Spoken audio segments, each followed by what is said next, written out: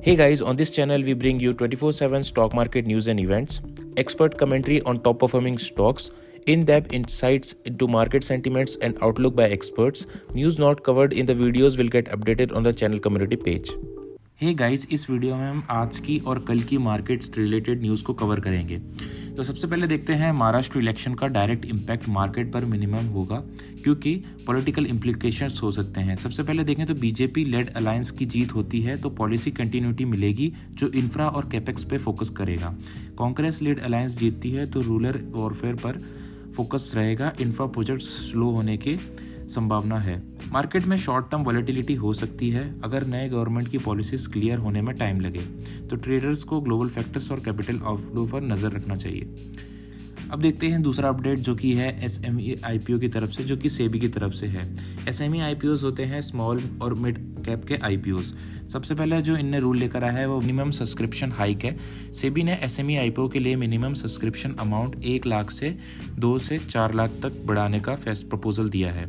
Monitoring agencies को देखें तो 20 लाख करोड़ से ज़्यादा वाले आईपीओज के लिए मैंडेटरी मॉनिटरिंग एजेंसी का प्रपोजल है। इसका एलिजिबिलिटी क्राइटेरिया देखें तो कंपनी को लास्ट 3 साल में से 2 साल का 3 करोड़ का ऑपरेटिंग प्रॉफिट दिखाना होगा और फेस वैल्यू ₹10 होने की शर्त रखी गई है। इसका इम्पैक्ट मार्केट पे ये होगा कि ये प्रपोजल एसएमई सेक्टर को बेटर गवर्नेंस और इन्वेस्टर्स के लिए सेफर बनाने का एम रखते हैं, जो कि एसएमई के सस्टेनेबल ग्रोथ के लिए ज़रूरी है। उसके बाद अपडेट देखते हैं रशिया यूक्रेन टेंशन्स बढ़ने से ट्यूसडे को मार्केट में हैवी प्रॉफिट बुकिंग देखने को मिली, लेकिन इंडाइसेस ने ग्रीन में क्लोज किया, ब्रेकिंग अ 7-डे लूजिंग स्ट्रीक। पुतिन ने न्यूक्लियर डॉक्ट्राइन अपडेट, यूक्रेन के मिसाइल स्ट्राइक्स ने सेफ हेवन एसेट्स की डिमांड को बढ़ा दिया।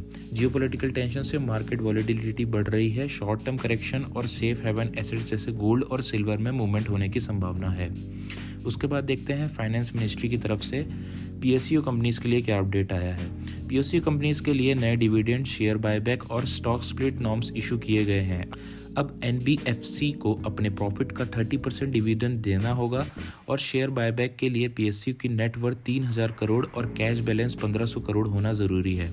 स्टॉक स्प्लिट तब होगा जब शेयर प्राइस फेस वैल्यू का 150 टाइम क्रॉस करे और दोनों स्प्लिट के बीच 3 साल का गैप होना चाहिए। बोनस शेयर्स के लिए रिजर्व अब 20 टाइम्स शेयर कैपिटल होना चाहिए। इसका इम्पैक्ट क्या होगा? इसका पॉजिटिव इम्पैक्ट देखेंगे तो पीएसयू स्टॉक जैसे पावर फाइनेंस कॉर्पोरेशन और आईटीसी लिमिटेड में बाइंग इंटरेस्ट हो सकती है क्योंकि डिविडेंड्स और बायबैक अट्रैक्टिव बन रहे हैं। अब देखते हैं ऑयल प्राइसेस में क्या चल रहा है। ऑयल प्राइसेस काफ़ी वॉलेटाइल हो रहे हैं ड्यू टू बढ़ती हुई जियोपॉलिटिकल टेंशंस, खास करके रशिया यूक्रेन वॉर और न्यूक्लियर थ्रेट्स के चक्कर में। WTI क्रूड $69 पर बैरल के अराउंड फ्लक्चुएट कर रहा है जब यूक्रेनियन फोर्सेस ने रशियन बॉर्डर पर वेस्टर्न मिसाइल से अटैक किया। दूसरी तरफ ईरान ने यूरेनियम को बॉम्ब ग्रेड लेवल तक प्रोड्यूस करने बंद कर दिया है, जो मिडिल ईस्ट टेंशंस को थोड़ा ईज कर सकता है।